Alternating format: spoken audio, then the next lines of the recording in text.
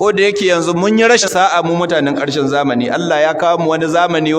wanda hadisai ba su da kima ana tunda mutuncin hadisan manzon Allah ana tunda mutuncin sahabban manzon Allah ana tunda mutuncin magabata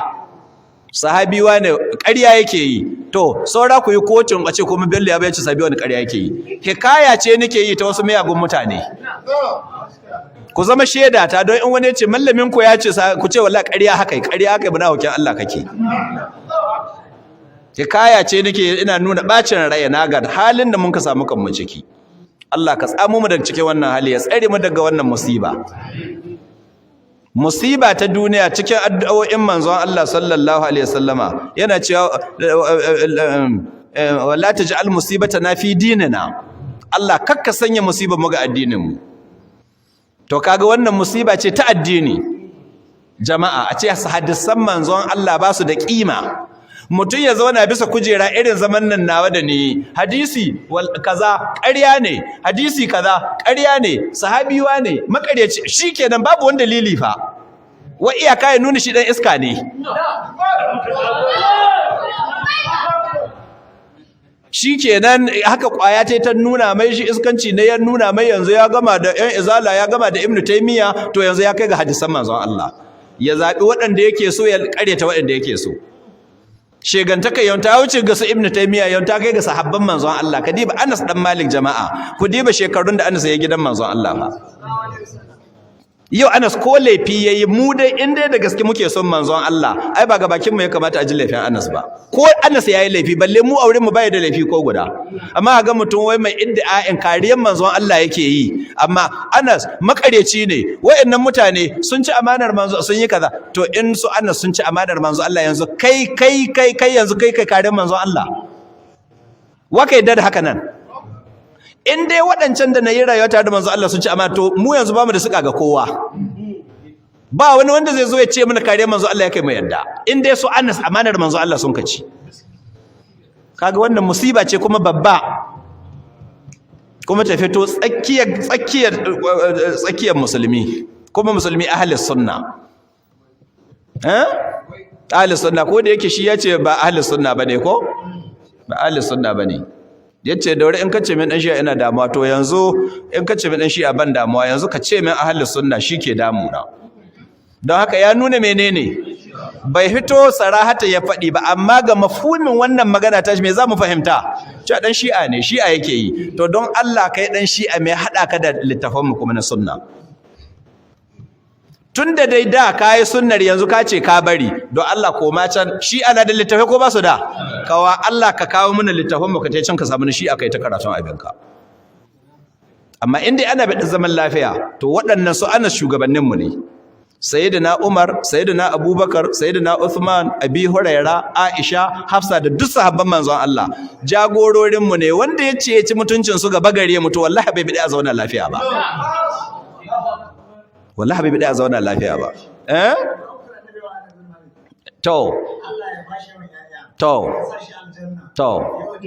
to ka gani to kai yadda da wannan in yakka kana ka sai ce wannan hadisin ƙarya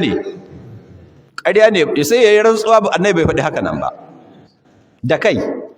yandun mallaman da an kai bari mu fara tun daga mahaifi ne ba yana cikin manyan mallaman da an kai Najeriya ba to tun daga mahaifi ne har mallaman mahaifi ne mallaman mahaifi ne har zuwa ga sama har mallaman har su imamul duk ba su gane ba yau shi ya gane yanzu ni mai karamar kwakwalwa iri na mai dan karamin fahimta da karamin ilimi don Allah ina hankali na ka daukar su Buhari ba daidai suke ba wanga shedari shi daidai dan kwaya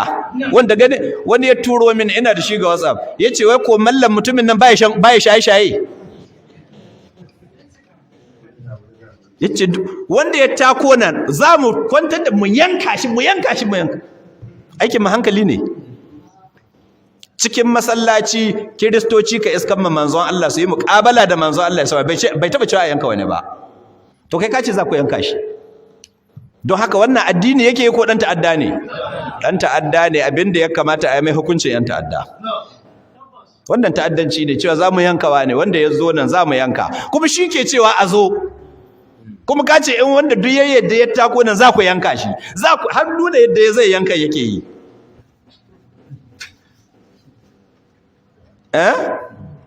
yanzu in mutum ya ƙetaro ne ya ce Bello ya bukace kaza shine nazo sai in ce ku yanka shi to hadisin da ya ce haka nan kila shi bai yadda da shi ba, yana cikin hadisan da bai yadda da su ba. Ai nan ne matsalar take, duk abin da kake rike da shi ya riga ya yi condemning ɗinsa. Nan ne matsalar take. To Allah ya shiryar da mu. Amma dai an ce za a yi zama da mallamai ko? Wasu suna cewa wai ba su goyi ba, ni kan ko alama ba alherin da ya wuce mana a yi zama da shi. Mu kan mun kagara ma ba a yi zaman ba. Domin duk wanda ke ganin wai kada a yi zama to kamar yana shakku ne ga abin da yake bisa gare shi. Yana ganin abin da wancan takaddarin yake bisa gare kamar shi akwai kamshin gaskiya. Kamshin gaskiya ko kwatancin azzara babu tare da shi. Don haka a zo a zauna. Kuma alhamdulillah da ba Kano bace da na faɗi wata magana. Da ba Kano bace da na faɗi magana, da sai in ce in ba su iyawa a kira mu. Amma ba zan ce haka nan ba, domin Najeriya yau ban san wani gari da Allah ya albarkata da malamai na haƙiƙani ba muna malamai ba kamar garin Kano. Don haka mu iyakan mu 'yan kallo. Ba mu ji musu tsoron komi, kun muna nan muna biyu su da addu'a Allah ya ba su nasara. Faɗa ne tsakanin ƙarya da gaskiya, to Allah ka taimaki gaskiya. Allah ya ba su nasara, Allah ya sa wannan ya zan ƙarshen wannan musiba, ba wai gare shi ɗaya ba da duk wani irin shedani iri ne mai irin wannan ra'ayin. Suna da malamai shekara nawa yana cewa a zo su ce ga su, sai ya sa ka'idoji, ban zama da mutum sai in uba ne malami ne, sai in dan Kano ne dan asalin don Allah ku waɗannan sharuɗa addini ne. Kaga shedanci ne kuma kai cewa a zo. Kasa akwai wata shekara da an ka gayyato zai zo Sokoto. Har yau yanzu an yi shekaru don tun zamanin mulkin Alu ne. Har yau ban hita da bakin cikin rashin bari ne ya taho Sokoto ba. Yanzu na sha faɗi ni ce maganganu ne Allah bai sa musu albarka ba. Maganganu ne can Kano suka in banci yanzu zamanin social media da aka saka social media ko ina magana ta ba ta zuwa.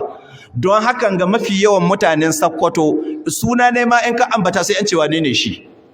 Don haka yanzu iri na in nazo ni azani ce ya ce kaza sai a ce kai wannan hasada ce kawai ta malamai hasada ce. Saboda ba su jiya ba. Amma da an bari ya zo ya yi shirgi da bada mutane sun ka jiya to sai mu biyo baya. Sai ai mai wankin mallama shaya. Amma sun ka ki bari. In an kace wani zai zo wa'azi a hana mai wato tsoro ne akai kenan. Na rance da Allah ba shi ba ko shedan ban gudun ya zo ya azamin bari. Shedan Iblis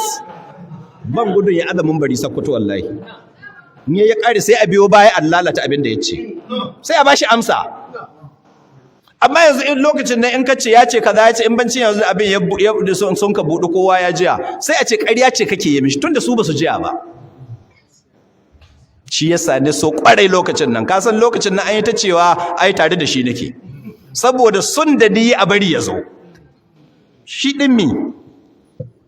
wannan cika da bacewa ba nan cikin masallaci ne filin mushe ne yake wannan shegantaka.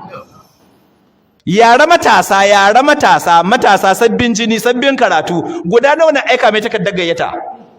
ya kiya. Akwai Malam Alƙasim ya aika mai takardar gayyata ya kiya. Shi Alƙasim ma har gida ya iskan mai sai ya ce a bashi lokaci, wai littafi ya rubuta shi ya rubuta shi da hannu nai. Sai Alƙasim ya bi littafin ya fitar da inda abubuwan da na saba ma shari'a. Yace ya zo ya tattauna game da littafin, wai sai dai a rubuto a bashi, wai littafin da ka rubuta kuma sai a rubuta a baka kai nazari.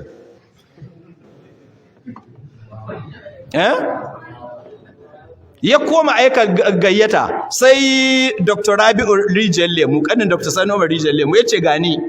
ya buga mai waya ya kama noke ka gaida dakta a gaida waya gaida Dr. Sani sai mai da abin shiririta. Kuma shi an naira cika da bacewa duk wanda ya isa ya zo. Nan ba da dadewa ba ma kafin abin ya lalace Asadu Sunna Sheikh Musa Asadu Sunna na Kaduna har zaki yace in dai ka kai dan halabba shege kake ba, in dai da gaske dan Nasiru ka bar haki ka fito. Ya fito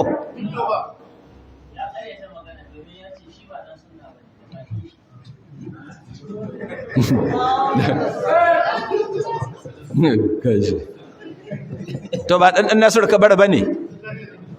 ya sake wani uba. an ce in dai da gaske dan Nasiru Kabara ne ya fito yake fitowa